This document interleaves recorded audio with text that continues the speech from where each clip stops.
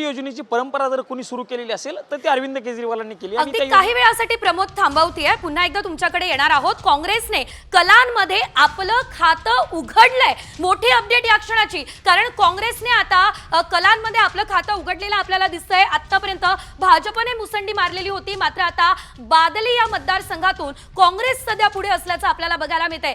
काँग्रेस ज्याने आतापर्यंत दिल्लीमध्ये खातंच उघडलेलं नव्हतं, ती काँग्रेस दिल्लीमध्ये यंदाच्या निवडणुकीमध्ये खातं उघडण्यास यशस्वी ठरणार का हे बघणं अतिशय महत्त्वाचं होतं। मात्र सुरुवातीच्या कलांमध्ये तरी बादली मतदारसंघातून काँग्रेस पुढे असल्याचं आपल्याला बघायला मिळतंय। पुन्हा एकदा जाऊयात आमचे प्रतिनिधी प्रमोद जगताप यांच्याकडे। प्रमोद, सविस्तर माहिती।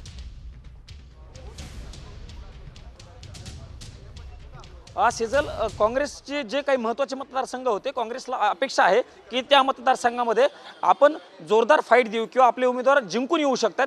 त्यामधील एक बागली हा मतदारसंघ आहे। प्रामुख्याने जर सांगायचं झालं